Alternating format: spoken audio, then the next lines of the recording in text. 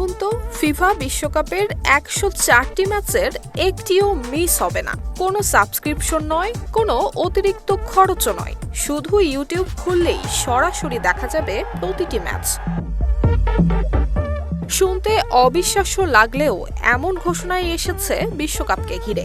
আর সবচেয়ে চমকপ্রদ বিষয় হলো, এমন উদ্যোগের সঙ্গে জড়িয়ে আছে ফুটবল বিশ্বের অন্যতম বড় তারকা ক্রিস্টিয়ানো রোনালদোর নাম।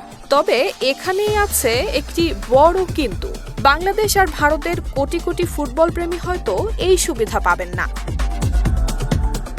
সম্প্রতি সৌদি ক্লাব আল নাসরের তারকা ক্রিস্টিয়ানো রোনালদো ব্রাজিল ভিত্তিক স্পোর্টস মিডিয়া কোম্পানি লাইভ মোডে বিনিয়োগ করেছেন। এই কোম্পানির সঙ্গে অংশীদারিত্ব করেছে জনপ্রিয় ডিজিটাল প্ল্যাটফর্ম কেচ টিভি। তাদের ঘোষণা অনুযায়ী আসন্ন ফিফা বিশ্বকাপের 104টি ম্যাচই ইউটিউবের মাধ্যমে বিনামূল্যে সরাসরি সম্প্রচার করা হবে। ফুটবল প্রেমীদের জন্য এটি নিঃসন্দেহে দারুণ খবর, কিন্তু সমস্যাটা হলো এই সুবিধা শুধুমাত্র ব্রাজিলের দর্শকদের জন্য।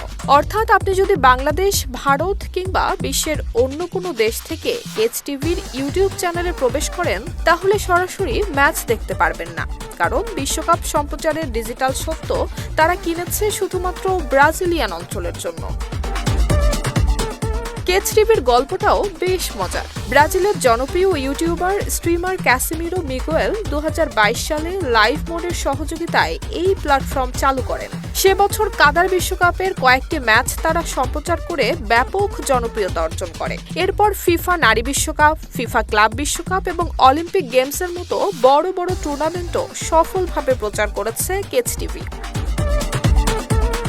এবারের বিশ্বকাপকে ঘিরে তাদের পরিকল্পনা আরও বড়। জানা গেছে ব্রাজিল দর্শকদের জন্য ম্যাচগুলো 4K রেজুলেশনে স্ট্রিম করা হবে। শুধু ম্যাচ নয়, থাকবে পর্দার পেছনের বিশেষ দৃশ্য, খেলোয়াড়দের নানান অজানা মুহূর্ত, সাংস্কৃতিক অনুষ্ঠান এবং ইন্টারঅ্যাক্টিভ অনুষ্ঠান। বিশেষ করে তরুণ দর্শকদের আকৃষ্ট করতে নেওয়া হয়েছে এমন উদ্যোগ।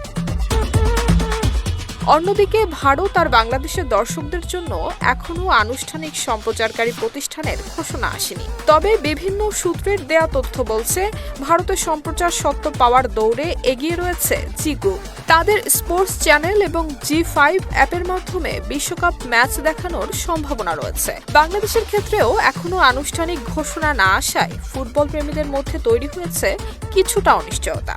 তাই আপাতত ইউটিউবে বিশ্বকাপের সব ম্যাচ বিনামূল্যে দেখার খবর যতটা রোমাঞ্চকর শোনাচ্ছে, বাস্তবে বাংলাদেশি দর্শকদের জন্য সেটি এখনো রয়ে গেছে অধরা। তবে সম্প্রচার সত্য নিয়ে আনুষ্ঠানিক ঘোষণা আসার পর পরিস্থিতি বদলাতেও পারে।